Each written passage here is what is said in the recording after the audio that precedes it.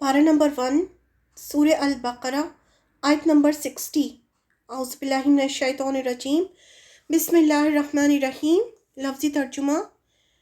व इज़स्तस्क़ा, और जब पानी मांगा मूसा मूसा अलैहिस्सलाम ने, ये इस्तिस्क़ा की जो नमाज होती है जिसमें पानी मांगी जाती है वो बीसी से है। मूसा अलैहिस्सलाम ने लिक़ौमिही, अपनी कौम के लिए, फ़क़ुलना, तो कहा हमने, यानी अल्लाह ताला ने, इद्रिब, मारो, बेअसा, अपने असा को, अल हजरा, इस पत्थर पर, फन फजरत, तो फूट पड़े, मिनहू, उससे, इसनता अशरता, 12, ऐनन, चश्मे, कद, तहकीक, अलिमा, जान लिया, कुल्लू, सब, उनासिन, लोगों ने, मशरबहुम, घाट अपना, इन्हें पीने की जगह, कुलू, खाओ, वशरबू, और पियो, मिर रिज़्क़िल्लाहि, अल्लाह के रिज़्क़ में से, वला, और ना, तासौ, तुम फसाद करो, फिल अर्दी, ज़मीन में, मुफ़सिदीन, मुफ़सिद बनकर। याद करो जब मूसा अलैहिस्सलाम ने अपनी कौम के लिए पानी की दुआ की तो हमने कहा कि पत्थर पर अपना असा मारो और इससे 12 चश्मे फूट निकले, और हर कबीले ने जान लिया कि कौन सी जगह उसके पानी लेने की है। उस वक्त ये हिदायत कर दी गई थी कि अल्लाह का दिया हुआ रिज़्क़ खाओ और पियो, और ज़मीन में फसाद ना करो, फसादी बनकर। And remember when Musa asked for water for his people, we said, strike the stone with your stick. Then gushed forth therefrom 12 springs. Each group of people knew its own place for water. Eat and drink of which Allah has provided, and do not act corruptly, making mischief on the earth.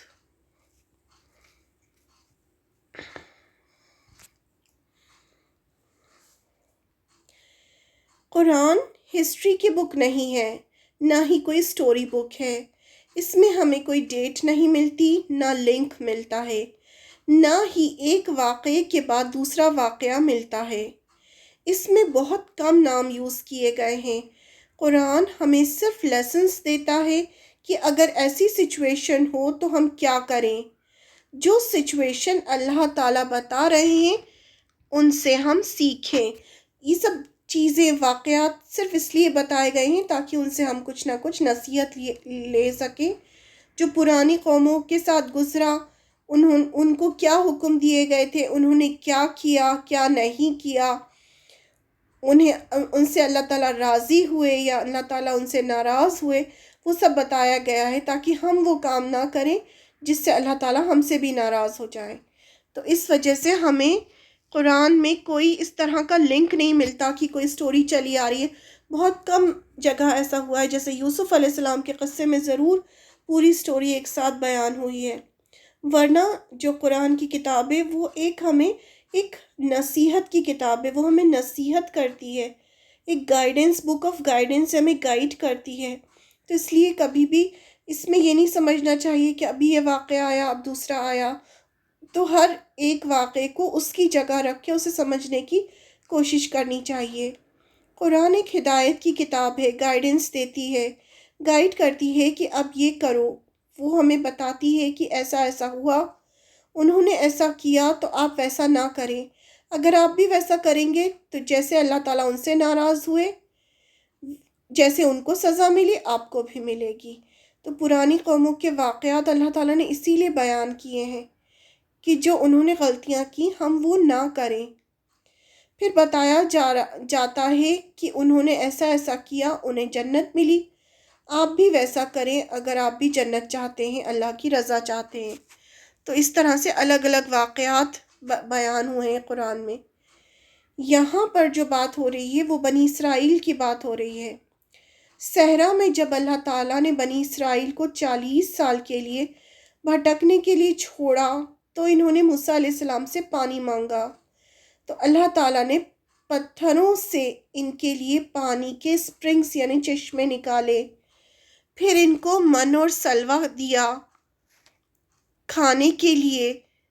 یہ کہنے لگے کہ ہم ایک ہی کھانا کھاتے کھاتے bore ہو گئے ہیں، ہمیں من و سلوہ نہیں پسند، ہمیں تو زمین سے اگنے والی چیزیں چاہیے جو ہم مصر میں کھاتے تھے، جس پر موسیٰ علیہ السلام بہت ناراض ہوئے۔ پھر انہیں یاد دلایا گیا کہ یاد کرو تمہارے ساتھ کیا کیا ہوا تھا جب تم نے سبت کا قانون توڑا تھا۔ اللہ تعالیٰ نے تمہارے ان لوگوں کو بندر بنا دیا تھا تاکہ یہ ہسٹری سن کر ان کو یقین آ جائے کہ یہ قرآن اللہ کی کتاب ہے، جیسے تورات اللہ تعالیٰ نے بھیجی تھی ویسے ہی قرآن آپ صلی اللہ علیہ وسلم کو دیا ہے، اور قرآن میں بھی وہی ساری باتیں ہیں جو تورات میں موجود تھیں۔ یہ سورہ بقرہ ہے، اس کو سب سے پہلے سننے والے کون تھے؟ جو مدینہ کے یہود تھے، وہ یہ سن رہے تھے، اور اس میں ان کی فرسٹ پارے میں آپ زیادہ تر دیکھیں موسیٰ علیہ السلام اور بنی اسرائیل کا ذکر ہے۔ تو یہ جو موسیٰ علیہ السلام کا ذکر ہے اور بنی اسرائیل کا، اور کس طرح سے من و سلوہ اللہ تعالیٰ نے اتارا، اور یہاں جیسے ذکر ہوا کہ اپنا عصا پتھر پہ مارو تو وہاں سے 12 چشمے نکلے 12 قبیلوں کے لیے، کیونکہ ان کے 12 قبیلے تھے۔ تو یہ سب باتیں جو تھیں یہ صرف یہی لوگ جانتے تھے، انہی کی تورات میں یہ سب موجود تھی، اور یہ ان کی ہسٹری تھی۔ قرآن میں اللہ تعالیٰ یہ ہسٹری انہیں سنا کر یہ یقین دلانے کی کوشش کر رہے ہیں کہ یہ وہی آخری پیغمبر ہیں جن کا وہ انتظار کر رہے تھے، اور جس اللہ نے تورات نازل کی ہے اسی اللہ نے یہ قرآن نازل کیا ہے۔ تو اس لیے ہمیں یہ فرسٹ سننے والے جو تھے وہ یہود تھے مدینہ کے۔ فرسٹلی انہیں ایڈریس کیا گیا، پھر اس کے بعد انڈائریکٹلی ہمیں سمجھایا گیا کہ دیکھو تم سے پہلے ایک قوم تھی بنی اسرائیل، اللہ تعالیٰ نے ان کو اپنے کام کے لیے چنا تھا، اللہ تعالیٰ ان سے چاہتے تھے کہ وہ اللہ تعالیٰ کا پیغام پوری دنیا تک پہنچائیں، اور انہوں نے یہ غلطیاں کیں تو اللہ تعالیٰ ان سے ناراض ہوئے، اور ان سے وہ کام لے کر اب وہ کام امت مسلمہ کو دے دیا ہے۔ ہر ایک مسلمان کا فرض ہے کہ وہ اللہ کا کام کرے، اللہ تعالیٰ کے میسج کو پوری دنیا میں کنوے کرے۔ ہم بنی اسرائیل کو اتنا کیوں پڑھ رہے ہیں؟ کیونکہ آج جو مسلمانوں کی حالت پوری دنیا میں ہو رہی ہے، بظاہر ایسا لگتا ہے اتنا ظلم ہو رہا ہے، مسلمان اتنے بدنام ہو رہے ہیں، اسلام کو برا بھلا کہا جا رہا ہے، معصوم بچوں کو قتل کیا جا رہا ہے، اور اللہ تعالیٰ کی مدد نہیں آ رہی۔ ایسا کیوں ہو رہا ہے؟ ہمیں لگتا ہے نا ایسا کیوں ہو رہا ہے؟ یہ اس لیے ہو رہا ہے کیونکہ مسلمز بھی چوزن ہیں، جیسے بنی اسرائیل تھے، لیکن آپ صلی اللہ علیہ وسلم کی دنیا کے جانے کے بعد کچھ سالوں تک تو مسلمان اس میسج کو کنوے کرتے رہے، لیکن دھیرے دھیرے بھول گئے اور دنیا میں لگ گئے۔ یہ ان کی سزا ہے جو آج مل رہی ہے، جسے بنی اسرائیل کو اللہ تعالیٰ نے سزائیں دیں، انہیں رسوا کیا، ویسے ہی حال آج مسلمانوں کا بھی ہو رہا ہے۔ جو کتاب والے ہوتے ہیں، پیپل آف بک ہوتے ہیں، ان کی بہت بڑی ذمہ داری ہوتی ہے۔ ہم سے پہلے یعنی آپ صلی اللہ علیہ وسلم، اسلام، امت مسلمہ، اس سے پہلے اللہ تعالیٰ نے اپنے کام کے لیے بنی اسرائیل کو چنا تھا۔ موسیٰ علیہ السلام ان کے پیغمبر تھے، اللہ تعالیٰ نے انہیں تورات دے کے بھیجا تھا، لیکن انہوں نے وہ سب کام نہیں کیے۔ اب دیکھیں اس آیت میں بہت چھوٹا سا حکم دیا جا رہا ہے، کھاؤ پیو، پانی دیا ان کو، کتنی بڑی نعمت دی کہ پتھر میں سے پانی نکل آیا ان کے لیے، پھر ان کو من و سلوہ دیا، اور کیا کہا ان سے کہ فساد مت کرو، اتنا سا تو کہا اللہ تعالیٰ نے کہ فساد مت کرو، اس کے باوجود دیکھیں انہوں نے کتنا فساد کیا۔ ان کی پوری ہسٹری ہمیں قرآن مجید میں بتائی گئی تاکہ انہوں نے جو کام کیے وہ ہم نہ کریں۔ اس کا نتیجہ کیا ہوا؟ جب انہوں نے اللہ کا کام نہیں کیا، دنیا میں لگ گئے، اللہ کی نافرمانی کی، تو ان سے وہ جو امامت تھی، جو لیڈرشپ تھی، جو اللہ کا کام تھا، ان سے لے لیا گیا، لے کر وہ کام اب امت مسلمہ کو دے دیا گیا۔ امت مسلمہ میں آپ صلی اللہ علیہ وسلم کو بھیجا اللہ تعالیٰ نے، آپ صلی اللہ علیہ وسلم نے اسلام پیش کیا، لوگوں نے اسلام قبول کیا، تو اب وہ سارا کام جو ان کا تھا اب مسلمانوں کا کام ہے کہ اللہ کے دین کو پوری دنیا تک پہنچانا، قرآن کو پوری دنیا تک پہنچانا، اللہ کے دین کو پھیلانا۔